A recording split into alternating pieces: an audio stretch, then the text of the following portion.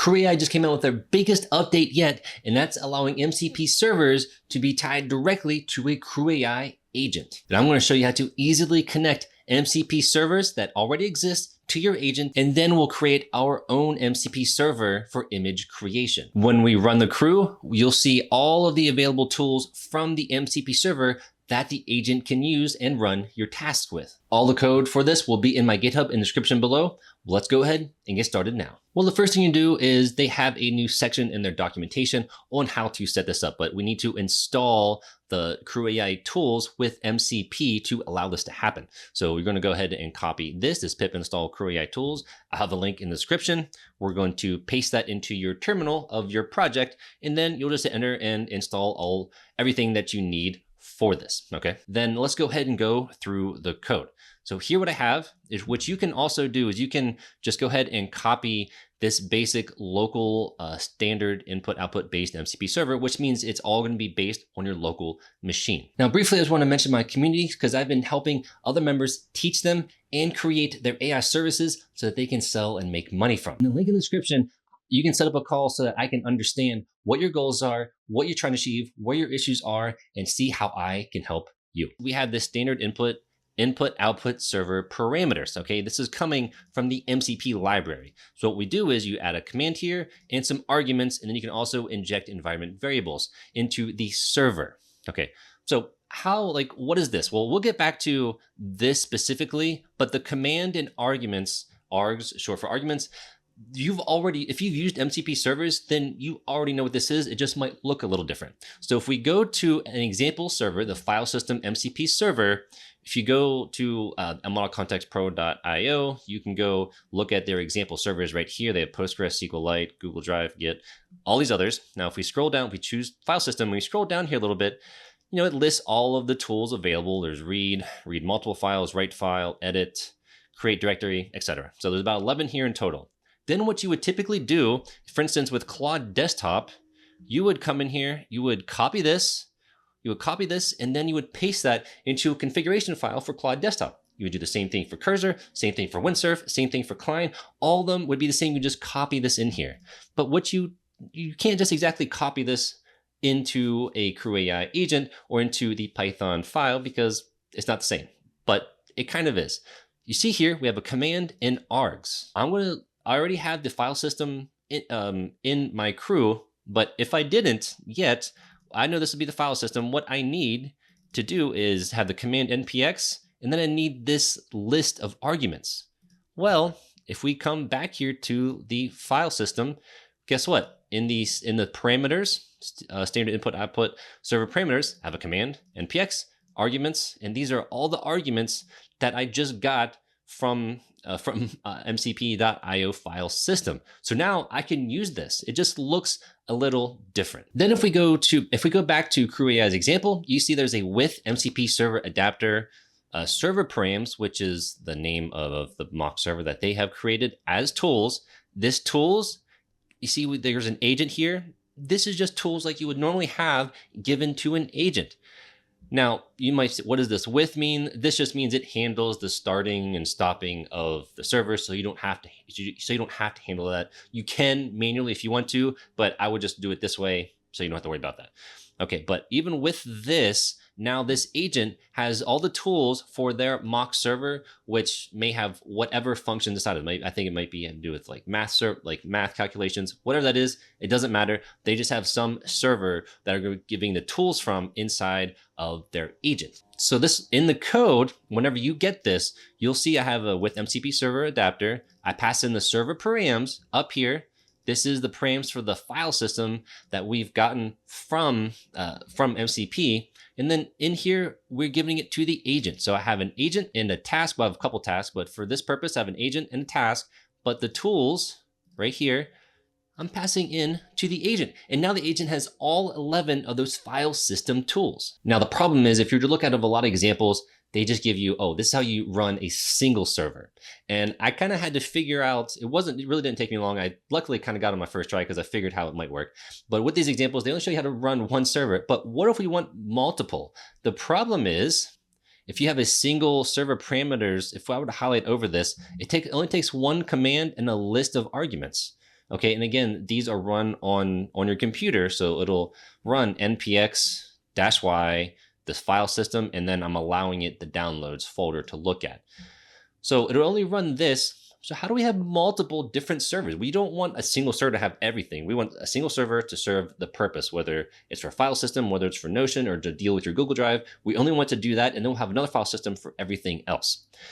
But how do we have multiple? Well, for instance, we can also, we can go back to Brave Search. So we have the servers here, our example servers. You can come down here to Brave Search. Typically, this has two tools, Brave Web Search and Brave Local Search. Typically, you would come in here, you would copy the npx or Docker if you're running Docker. You would paste this after you get your Brave API key, and you would copy that and paste it into your config file for Claude Desktop, Cursor, or whatever you're using. But instead, we just put the command here and a list of the arguments. And this is how you inject an API key or an environment and variables into that specific server, right? So this is my Brave server. I need to specifically give it my Brave API key.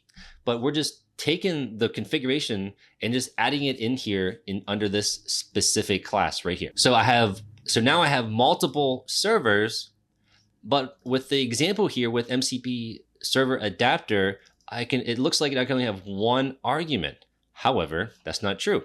We can actually, what we can do is we can have a list. We can Brave search params. What you can do is you can have a list of parameters as tools. So now the agent can have not only the file system tools, but also the Brave search tools. So let's go ahead and run that now. I have two tools, the file system and the Brave search. I want them to research the model context protocol, and I want a summary of the search results in a text file in the downloads folder. Let's go ahead and run this and see what happens. So I'm basically just going to copy or put in Python main.py and run it. And then what we're going to see here, whenever this starts running, is it's going to first tell us that everything is running. So we have the secure MCP file system running, Brave Search MCP server running, and I've had it list all the available tools. So we have all the file system tools, and then Brave Web Search and Brave Local Web Search. So now this agent, I know this is working because I know this agent has all these tools to do whatever we want. Now, if you come to an error where it's not stuck and it's not doing anything for a while, they don't really have the error handling done really well yet. It just kind of stops and it doesn't do anything. It's because something is wrong with your server setup. Okay, but if we come down here, we have the agent creator, which is the name of the agent. We have the Brave Web Search because we wanted to do that first. So it went ahead and searched, it got 10 results. Okay, this is kind of the summary of it. Now, what it is, now the next thing is I want to write the content to a text file in the downloads folder. So it's going to try to write the file.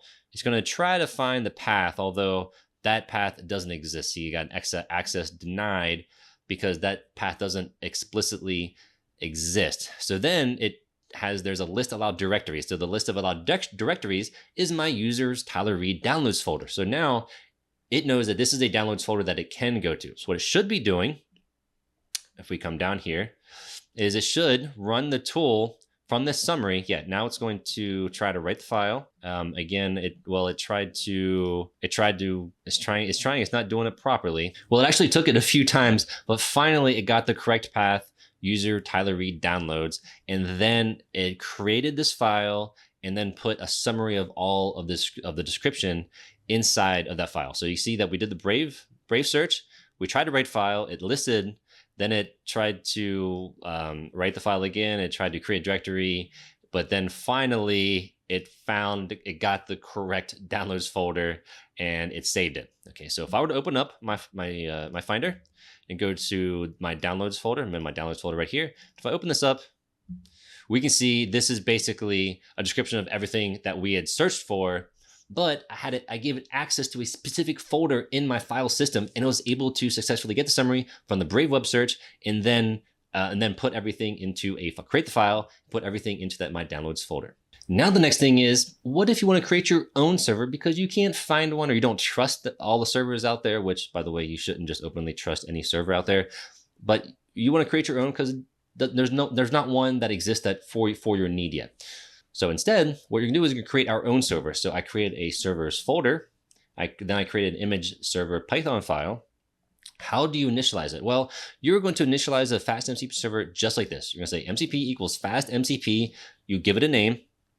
And then anything that you basically, again, a lot of these are just Python functions, right? A tool is just a Python function, but you wrap it with a decorator or some way from that framework that allows that framework to understand that this can be a tool used for an agent. Okay, so I have an image creation, I have an OpenAI image creation function, which is basically, I'm just going to go to OpenAI with their new GPT Image 1 API, have it generate an image like this.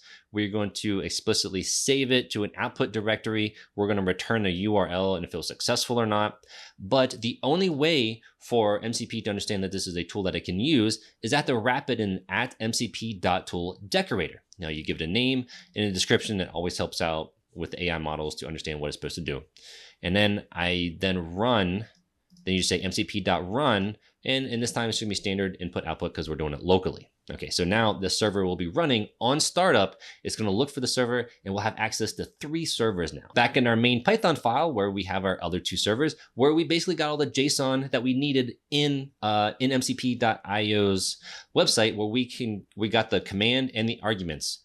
But this is being running locally on our terminal. So if I were to basically run this myself locally, I would open up the terminal and I wanted to go to my image server. I would say Python, and then I could say servers/main.py, servers/image server.py, sorry.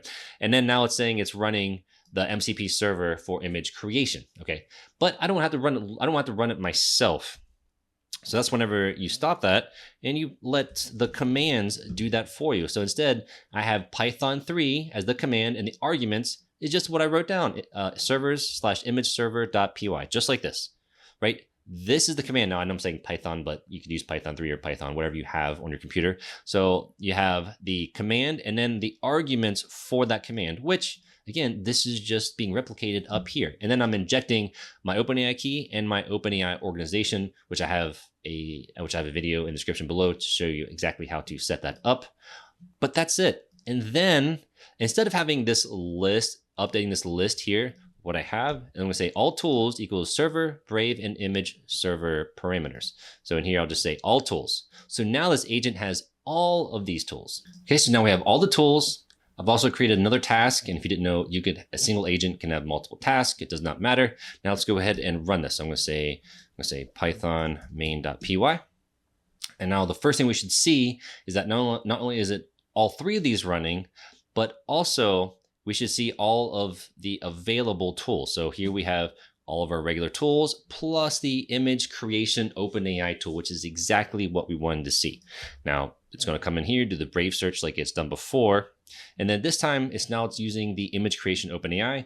This is going to take a minute. Creating that image isn't as quick as doing a web search. So this is going to create the image. And then it should also take the summary and save it again to a file in our downloads folder.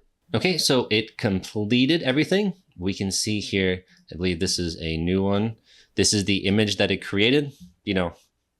Not bad. I didn't actually go into the websites. I just had to do the summary of the search.